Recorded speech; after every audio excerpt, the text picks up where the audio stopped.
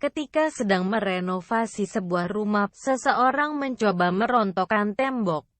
Rumah di Jepang biasanya memiliki ruang kosong di antara tembok yang terbuat dari kayu.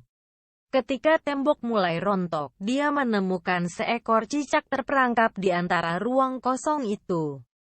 Karena kakinya melekat pada sebuah surat, dia merasa kasihan sekaligus penasaran.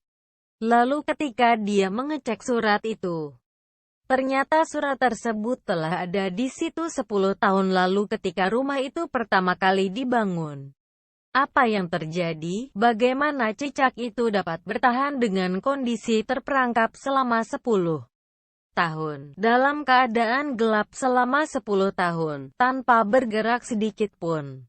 Itu adalah sesuatu yang mustahil dan tidak masuk akal.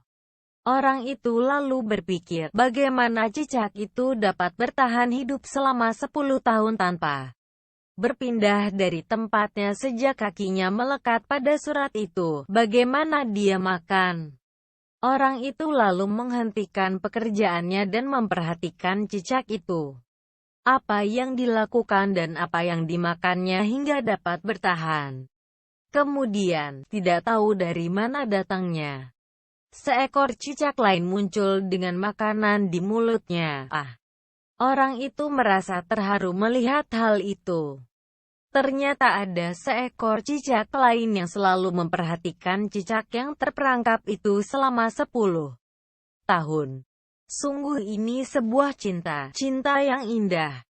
Cinta dapat terjadi bahkan pada hewan yang kecil seperti 2 ekor cicak itu. Apa yang dapat dilakukan oleh cinta? Tentu saja sebuah keajaiban.